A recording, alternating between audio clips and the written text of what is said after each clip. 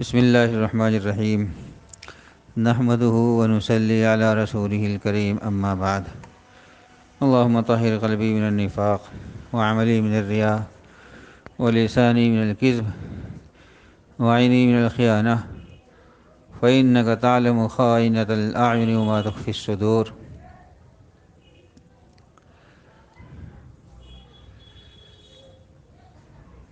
عن ابی ہریرہ رضی اللہ تعالی عنہ قال لا نکاح الا بولی۔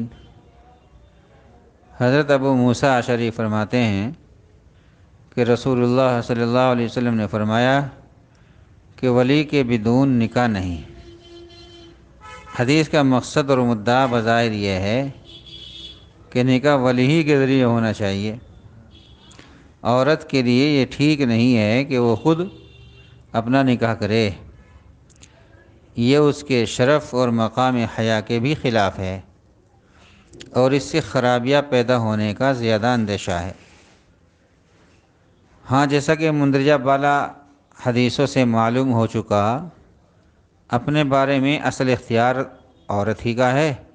ولی اس کی مرضی اور رائے کے خلاف اس کا نکاح نہیں کر سکتا۔ ضروری ہے کہ نکاح چوری چھپے نہ ہو، علانیہ ہو۔ عن عائشہ قالت قال رسول اللہ صلی اللہ علیہ وسلم اعلنوا هذا النکاح واجعلوه في المساجد واضربوا علیہ بالدفوف۔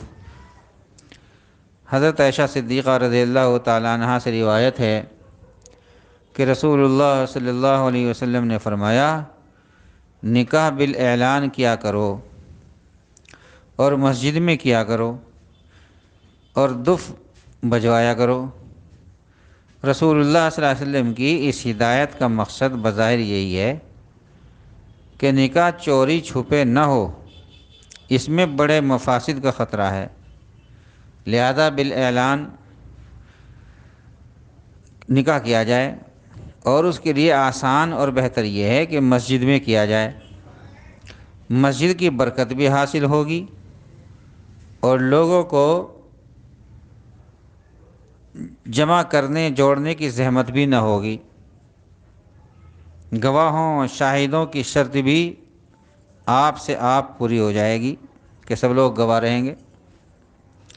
حضور پاک صلی اللہ علیہ وسلم کے زمانے میں نکاح و شادی کی تقریب کے موقع پر دف بجانے کا رواج تھا، اور بلا شبہ اس تقریب کا تقاضا ہے کہ بالکل خشک نہ ہو، کچھ تفریح کا سامان بھی ہو، اس لیے آپ نے دف بجانے کی اجازت دی، بلکہ ایک گنا ترغیب بھی دی۔ لیکن اس کا مقصد یہ نہیں ہے کہ ڈھول تماشے اور آتش بازی اور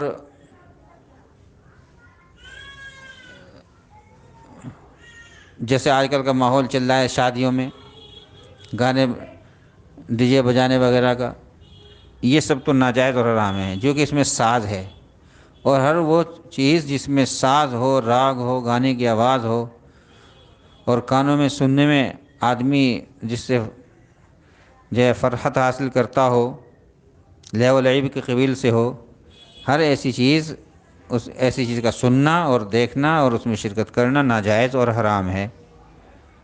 بھئی یہ تو ایسی ہے جیسے رمضان المبارک کے مہینے میں پہلے زمانے میں وہ ڈھپڑی سی بجا دیا کرتے تھے، کیا کہتے تھے اس کو؟ نقارہ، جیسے نقارہ بجایا جاتا تھا افطار کے وقت اور سحری کے وقت، اس طرح کا نقارہ کی شکل ہے یہ جو دف بجانے کا جس کا حکم دیا جا رہا ہے حدیث شریف میں۔ اس میں کوئی آواز ایسی نہیں ہوتی جو کانوں کو میں لذت محسوس جس سے پیدا ہو، ساز ہو، راگ ہو، گانے جیسی آواز ہو، لہریں ہوں، اس میں کچھ نہیں ہوتا۔ تو اسی طریقے پر اگر کوئی چیز بجا دی جائے نکاح کے موقع پر تاکہ کچھ آواز ہو جائے، لوگوں کو پتہ چل جائے کہ نکاح ہو رہا ہے، شہرت ہو جائے، یہ مقصد اس کا ہے کہ خفیہ طریقے پر نکاح نہ ہو کہ کسی کو پتہ ہی نہ چلے۔ لہذا اس حدیث سے آج کل کا جو رواج ہے اس پر استدلال نہیں کیا جا سکتا کہ ڈھول تماشے کرنا، آتش بازی کرنا اور گانے بجانے کے ساتھ بارات کو لے جانا یہ سب ناجائز اور حرام ہے، اس پر عمل نہیں کیا جائے گا، بلکہ ایسی شادی میں شرکت کرنا بھی جائز نہیں ہے۔ اور یہ دف بجانے کا حکم کہاں ہے؟ یہ جب جہاں نکاح ہو رہا ہے وہاں گھر پہ۔ نکاح کے لیے شہادت ضروری ہے۔ عن ابن عباس ان النبی صلی اللہ علیہ وسلم قال البغایا التی ینکحن انفسہن بغیر بینہ۔